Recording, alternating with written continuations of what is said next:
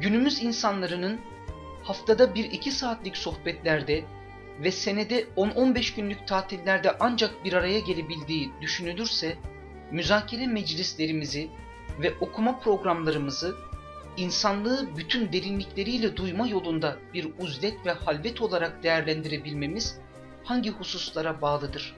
Kalbi ve ruhi hayatımız itibariyle insanı yanları, insanı derinlikleri itibariyle duyma biraz bu tefekküre bağlı bir şeydir, tedebbüre bağlı bir şeydir, tezekküre bağlı bir şeydir. Şimdi keşke imkan olsa da biz eskiden bizim o Buca'da yaptığımız 3 sene üst üste yapmıştık. 70'ten sonraki yapılan şeylerde belki 1 ay, 1,5 ay oluyor da benim orada 3 ay bile kampta kaldığım oldu yani.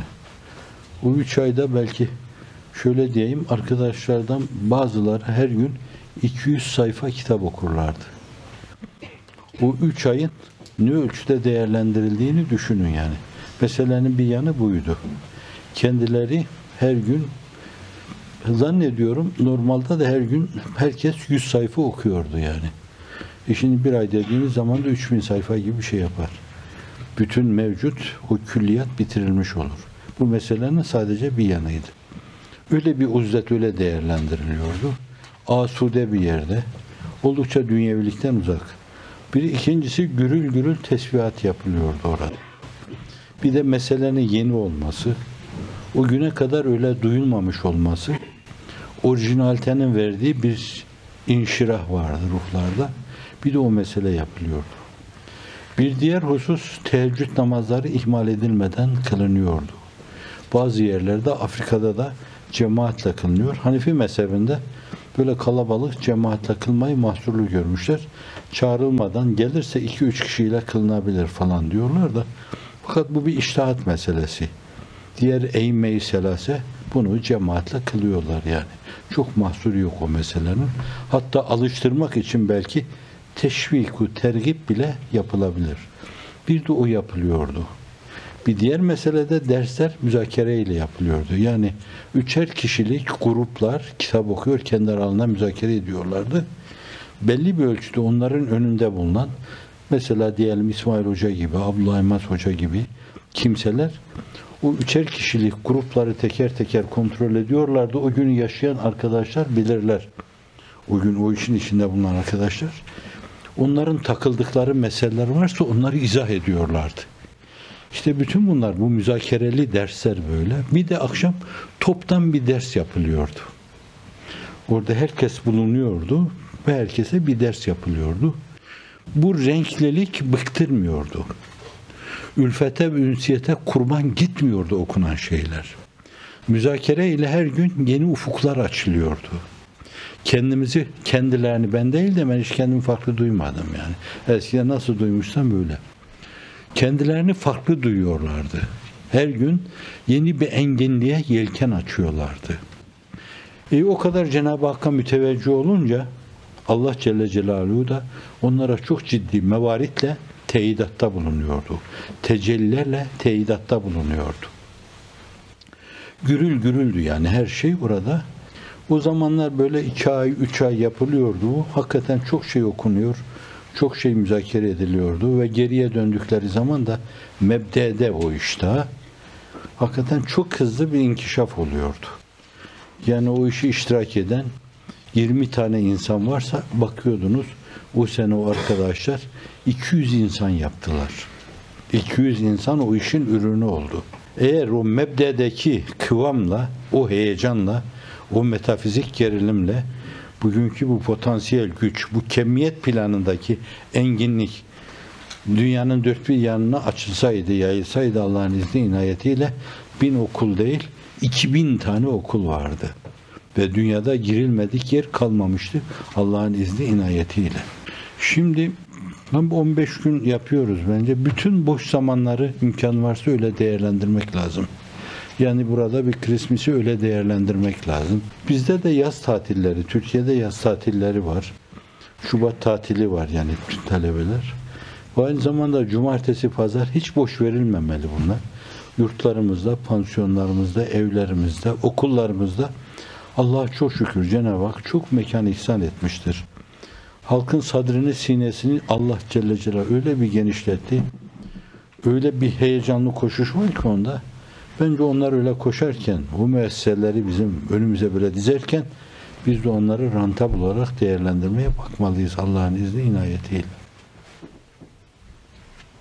Olana felillahil hamdü vel minne.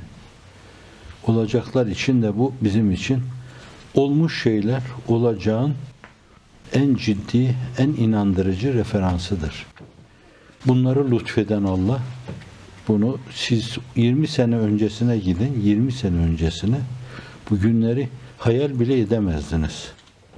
Evet, şimdi böyle bu kıvam korunursa, metafizik gerilim korunursa, fikri iffet ve ismet korunursa, hasbilik korunursa, rızayı ilahiye bağlılık korunursa Allah'ın izni inayetiyle bir 5-10 sene sonra bu mesele 20 kat daha fazla katlanmış olur. 20 kat farklı derinliklere açılma imkanı olmuş olur. Allah'ın izni inayetiyle. Biraz evvel bahsettiğim gibi yani işte o bence farklılığa bağlı biraz o meseleyi götürmek çok önemlidir.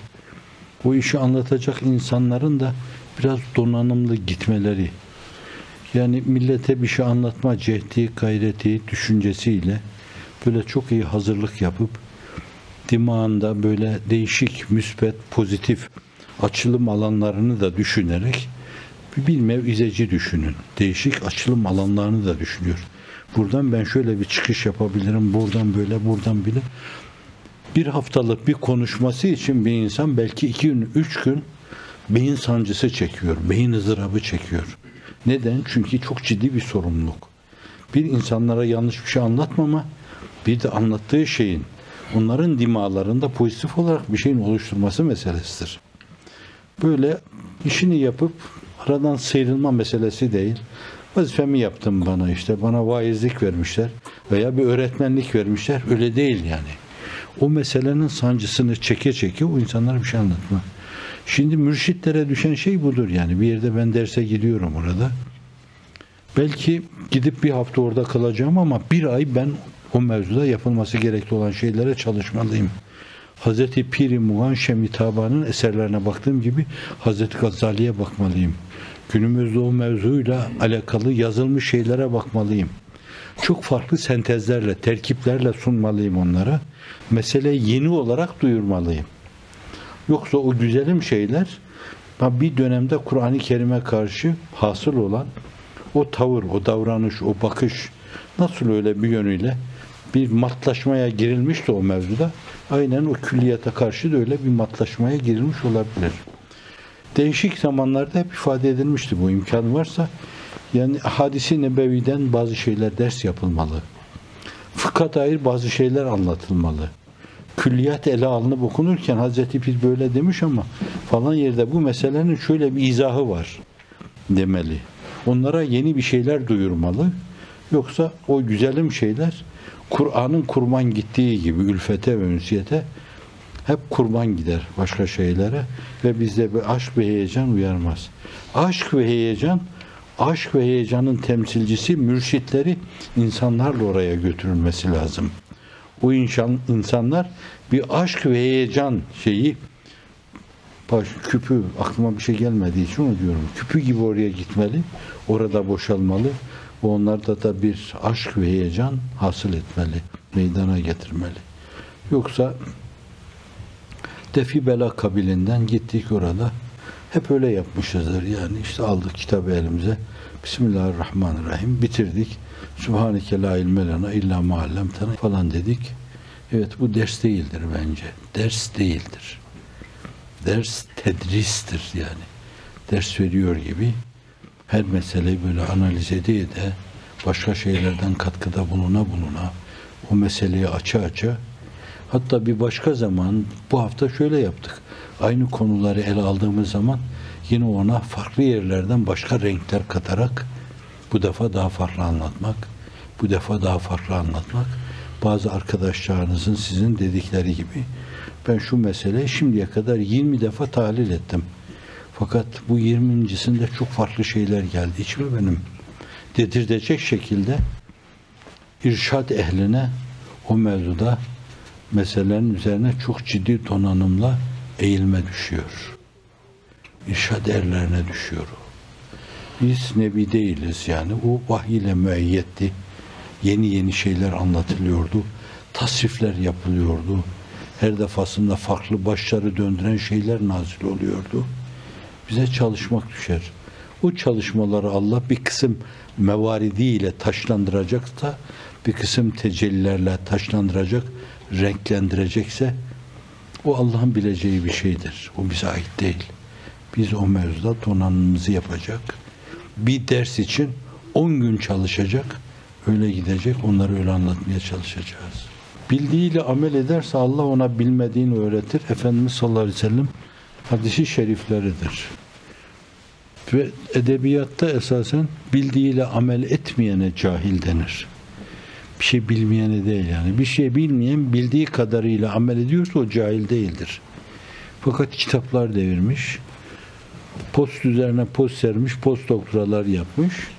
Ama bildiğiyle amel etmiyorsa şayet, o bilgisini değerlendirmiyorsa onun adı cahildir. Bu açıdan insan mutlaka bildiğiyle amel etmeli. Bir insan bildiğiyle amel ediyorsa Efendimiz buyuruyor, Allah ona bilmediğini de öğretir. Amel çok önemlidir. Başkalarına örnek olma açısından da amel çok önemlidir.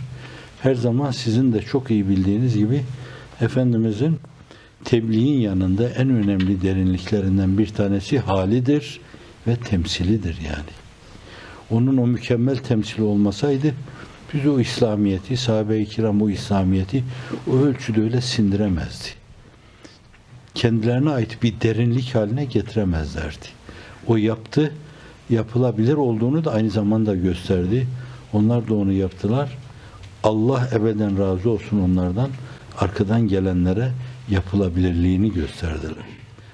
Yapmalı insanlar, günümüzün insanı da yapmalı. O işin yapılabilirliğini göstermeli. Kamplar bunu yapmalı. Halvetler bunu yapmalı. İnzivalar bunu yapmalı. Füzuliyat yerine hep asliyatla alakalı şeyler burada bir zeban edilmeli. Hep onların üzerinde durulmalı. Hep sohbeti canan etrafında muhavereler cereyan etmeli. Keşke sevdiğimiz sevse kamu halkı cihan, sohbetimiz her zaman sohbeti canan olsa diyor şair. 24 saat evvel, belki bazen 2 gün evvel telefona çıkmazdım. Kimseyle konuşmazdım.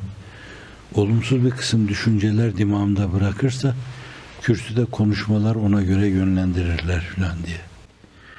Arabada giderken boğaza doğru gözlerimi kapattım, gözlerime fazla bir şey girmesin diye.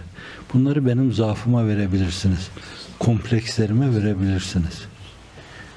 Orada mutlaka tahiyye-i mescid kılmaya çalışırdım. Kürsünün dibinde çok defa senin marziyatını seslendirmeyeceksem dilime bir yönüyle benim belki orada bilmem ne vur, konuşturma beni. Senin rızan ilafına bir şey konuşacaksam konuşturma. Bu çok önemli bir meseledir. Halka bir şey anlatıyorsunuz. Orada kendinizi anlattığınız zaman haşa ve kella üluhiyete ait meseleleri geri planda tutmuş olursunuz. Onun hiç de tesiri olmaz. Ama öyle dediniz, öyle ettiniz, ne derece o mevzuda başarılı oldunuz. Ben hiçbir zaman başarılı olduğuma inanmadım. Hatta çok defa geriye dönüp baktım.